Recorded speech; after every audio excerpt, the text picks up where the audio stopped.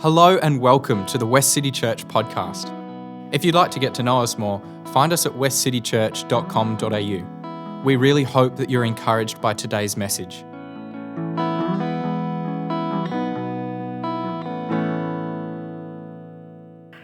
Hello everyone, how are you? Can we look a lot more friendly? Yeah, you're looking like, deliver. Why don't you turn to someone and say hello? Go on, just do that. Have a little chat.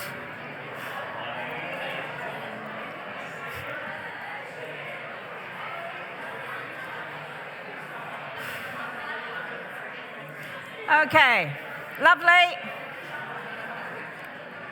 That was great. So nice that we're always so friendly. I love this place. Everyone can kind of turn on a dime and start chatting quite easily. I had a funny thing. I was thinking of the whole shorthand today on text, how funny it was, because this morning John sent me a text and he said, we got the weekend. Oh no, today we went out for communion. A couple of questions about communion, and he goes, hope it's a good GF or something. I thought grand final. I was like, is he having a go at me with the Eagles playing today? I was like ready to fire back. Then I was like, Good Friday. Sorry about that. I'm really not into those kind of like little shortenings. I never know what they mean when someone sends you IDK. What is that? Well, of course it was right. I don't know. I was right on tune. So I'm Kelley. I won't know everyone here. Hello, if you're just coming for the first time, it's lovely to have you. And if you've been here lots and lots and lots, it's actually so lovely that we get a chance to catch up twice in the weekend. So that's really nice. And I'm going to have a chat today, probably going to take about 15, 20 minutes. Then we're going to take communion at the end. And we're not going to have a communion talk. We kind of consider the message today the communion talk. That's okay, isn't it? And I was thinking about this concept for me. We start with when I'm going to say something. What do I feel like it's a thing to talk about? And how does Christ and how he lived, and especially today how he died, how does that intersect with really what's happening in our world? How can we learn from him? And I was thinking of this concept of purpose, which is a really big culture word now. What's your purpose? Has anyone heard that? I hope it's not just in my world, but it is. It's a big culture word, purpose. And people often, almost get breathless trying to think about what their purpose is. And, I can't talk about it because I don't know mine. And it can be so incredibly debilitating trying to talk about purpose because you feel like you're not too sure about it. And I think also because in culture it's become like a personal quest almost, right? It's almost like a search for significance. Having purpose, a search for where I'm going to put my energy into, a search for destiny and legacy and all these other kind of words. But, I was thinking, okay, if I say to you, Jesus, did you achieve your purpose in coming to earth all those 2,000 years ago? Did you live out your purpose? Did you see out your mission? And I was reading through Scripture and just what it says about Christ. He lives just 33 years. It's such a drop in the bucket, right? In terms of real time. And most of us here are over 33. I guess most of you, aren't you? Not having a go. Under 33s, raise your hands. They'll be very... Oh, and you're... Caroline, don't even pretend, okay? Calling out those kind of nonsense out here. Who's the under 33s? Oh, not many of you. And who's on the cusp? Who's 31, 32? Yeah, because you were desperately getting your hand up there, but you are almost 33. Scripture says Jesus came to fulfill the law. He came to call sinners. He came to proclaim good news. He came to seek and save the lost. He came that the world might be saved. He came to do his Father's will, to keep, to save and resurrect believers. He came to give abundant life. He came so believers may not remain in darkness. He came to bear witness to the truth. And I love the fact when it says Jesus came to serve and to give his life away. For even the Son of Man came not to be served, but to serve, and to give his life as a ransom for many. And he came to be the light of the world. I kind of think, if you thought that was your mission in 33 years, you may feel a bit overwhelmed. And forgivably so. But each year around this time, we bear witness to God coming to earth in the form of a man and fulfilling a wondrous call that gave us all this completely different, not just present, I would like to think not just eternity, but present. We're not all waiting. And thanks, Pen. I can tell you now I need a water. So I was thinking, Kate, Christ, this such a clarity of what he came for. And then we start playing with this word purpose. And I think in our modern terms, we love the phrase, what was I made for? Right? Because that's kind of what that question's saying. What was I made for? And who's seen Barbie? Yeah, I'm going to go a bit lowbrow now. Barbie. Who has not seen Barbie? You need to see it. It is a great. I thoroughly enjoyed it. But you know, that one song. Who knows what I'm talking about? What was I made for? So beautiful. What was I made for? And here's a woman who thought she was made for one purpose. Thanks, Pens. That's all right. That suits. And there comes a point in her life where she's questioning, is that all it is? Is that all it is? And I also happen to love American Idol. That's my other, got all these, grand final, football, Barbie. You can see where I come from. But I love American Idol, and there was this singer who ended up winning the whole season, but the first time in the audition, she sang that song. And at the end of the song, even the crew clapped because it was just magnificent. But I remember one of the judges walking over to her and saying to her, what were you made for? You were made for this. And I think that's where we often go. We go to, what am I good at? What's my gift and my talents? Not only that, can I win with them? As my friend once told me, not only can I win with them, can I monetize them? I went to a funeral recently and a woman was there, and she was saying to me about her children and, my son, he's just chasing the career ladder, and he's after more stuff, and he's after more money, and he wants this. And she was sounding disappointed, and I said, leave him alone. He gets to choose. And he will start in lots of places, but I can tell you, life changes your route lots of times. Worry about ourselves. What am I choosing? Because I'm not just choosing the long term, I'm choosing every day.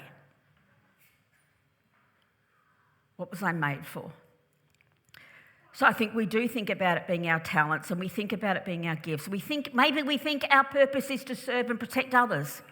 I hear another word that's often bandied around, the word legacy. Who hears that one? What's my legacy? And it's often talked about as like, I'm going to leave behind a scholarship fund. I'm going to leave behind assets for my children. We're far too preoccupied with that, by the way. We just need to spend it. And I hope my children aren't here, but I'm planning on it. But we talk about that. We talk about what can I leave behind. When I went to Cambodia, I travel quite a lot because I work in international development. So I run a charity for women in the developing world, and I have the most glorious life, right? And it has highs and lows, but it's just beautiful. I'm very lucky. But I was in Cambodia and I met with this friend of mine, Thanan. And Thanan is a woman who lived in rural Cambodia in a very, very poor situation. She doesn't have fingers, but she sews with her knuckles. And when she was living in a remote village, her parents realised as she got a bit older, the discrimination because of having a disability became stronger in rural areas. They moved to the city and she learned with an NGO how to sew, and she built up. She used to sew in a market. Then she got a shop on the waterfront in Phnom Penh. She has her own store. She's an incredibly successful businesswoman. She hires about another 20 staff, and all of them have disabilities. She sends goods all around the world. Sounds wonderful, doesn't it? And she's probably only about 40, and she's just a little bit of magic, Thanan. And this time Thanan said to me, I said to her, we often go out to dinner or I'll take her we started off going to the local stall, and then, she'd say, oh, we'll go somewhere a bit nicer this time. And, this time she says, I'm taking you. And she took me to probably one of the nicest restaurants in Phnom Penh.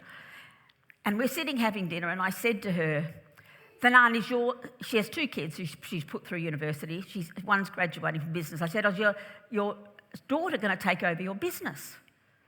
And she says, no, she doesn't want to. And I said, oh, that's a bit disappointing. Is your son going to take over your business? She goes, no, he wants to be an engineer. He's not going to take over my business. And I said to her, but what about your legacy? Being very Western, what about your legacy? And she turns to me, and honestly, without even a pause, she says, my legacy is not my business. My legacy is the woman I have become. How does she know that? Sometimes the developing world just turns you on your head, because I think she's a lot closer to the truth than we are, don't you reckon? It's the person you are becoming. And the incredible thing in Scripture is Scripture tells us who we're kind of called to become. What are we called to become, people? Like Christ. I mean, the first reference to Christians is in the book of Acts, and it talks about people following his ways and his actions. It doesn't talk about people joining the institution. It very much is about a Christ follower. People are going to follow what he is like. Like, who are we becoming? That's what we're made for. And then when I think about that, I think, well, how am I going to do that? How am I going to do that? Is this just about discipline? And I love that.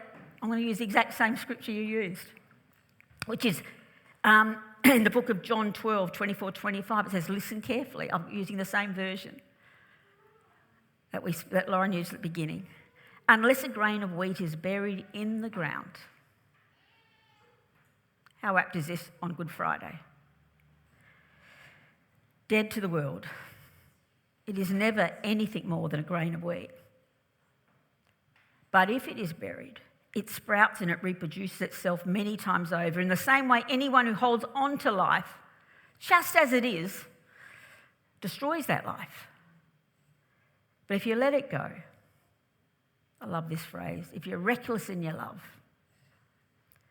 you'll have it forever, real and eternal. So just the most beautiful picture of where it starts. We fall into the ground. We die a bit to this self. Doesn't mean you don't sprout something pretty beautiful. You don't stay there. But how do we go just laying down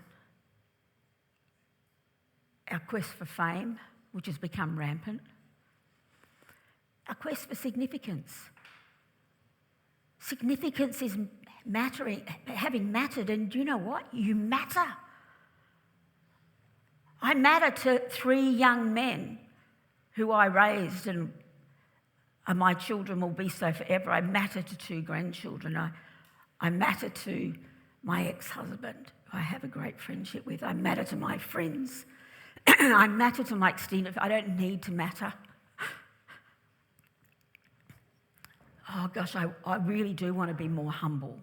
I sometimes get annoyed too easy. Does anyone else do that? It's my current challenge. I fire up too easy when I'm annoyed. And it's really annoying to me, because later on I go, what did I do that for? Unless a seed falls into the ground and dies. Jesus was predicting his own death. And he's telling the disciples, like you and me, hey, I'm going to die. And you'd be outraged if he was going to die, right? Just when you think you've found someone to follow. And then Jesus says to them, I love it because, isn't it, Peter says, God forbid, Lord, this will never happen to you. And then Jesus says to his disciples, if anyone wants to come after me,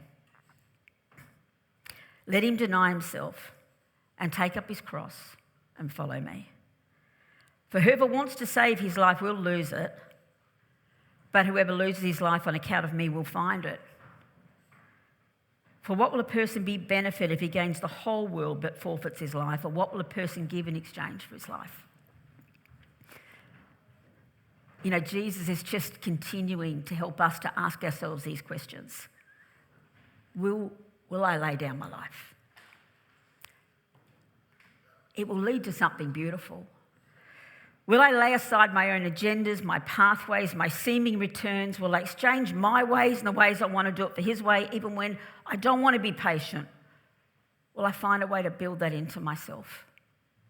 When I don't want to forgive because it's just too wrong what the person's done, will I choose it anyway because he actually would? When I don't want to stand up because it's embarrassing, it'll ostracise me, will I still stand up? And when I don't want to be gracious or any of that, will I do them? And will we be prepared to know that? Will we be prepared to do it? Here's another question. If we knew this starting point for real purpose, I think it really is. This sense of, I don't have to be first. I don't even have to be the most important person in the room, in the family, even in my own thoughts and planning. I think the problem is that purpose has become so focused on doing and achieving. And I think it starts with the laying down and the becoming. There's my favourite set of scripture. I mean, we've all got lots, right? But a set of scripture that's always really meant a lot to me is Philippians 2. And I often ponder Philippians 2 because I think it captures kind of the behaviour I want. But more than that, at the front end, it captures this idea about, but who are you first, Kelley? Before you're the doer, who are you first? And it's like this set of scripture just says that for me. I'm going to read it to you. Why don't you just close your eyes and just think about what this is calling us to. If you've gotten anything at all out of following Christ, if his love has made any difference in your life, if being in a community of the Spirit means anything to you, if you have a heart, if you care, that's the questions of becoming. Then do me a favour. Agree with each other, love each other, be deep-spirited friends. Don't push your way to the front. Don't sweet-talk your way to the top. Put yourself aside and help others get ahead. Don't be obsessed with getting your own advantage. Forget yourselves long enough to lend a helping hand. I don't know about you, but when I say to myself, what was I made for? I was made for this. I was made for this. To become like him. And when I do that, I have the richest of lives. I want to just close our eyes. We're going to come to the table in a minute. But before we do, God, it's the time when we get to stop on a Good Friday, I think, in a way. We're not even kind of really in celebration mode. We're kind of like strip it back mode and thinking, what's going to matter in me and for me in the coming days and years and months, And what I pray, God, is right here in this place, that we all just recalibrate internally and say, do you know what matters? It's becoming the kind of man and woman that you want for us. And God, what we do is we look to you. You're the most beautiful example of God being prepared to come to earth and die and then being raised up again to be all that he was made to be. We love you. We love so much of what you've given us in our hope and into our future. But God, we even love you just right now, right where we are.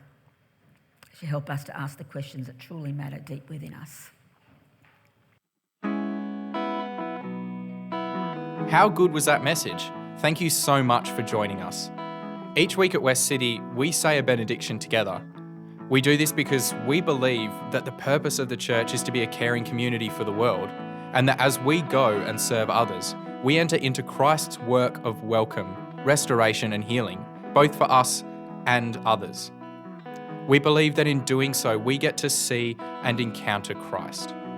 So let's say the benediction together. We come together as the church to be reminded of the go of Christ. So we will go out and feed the hungry, go out and clothe the naked, go out and fight for justice, go out and end oppression, go out and proclaim anew the old story, go out and associate with those who don't look like us, think like us, act like us, and don't even like us. And we'll do it all in the name of the one who sent us. His name is Jesus.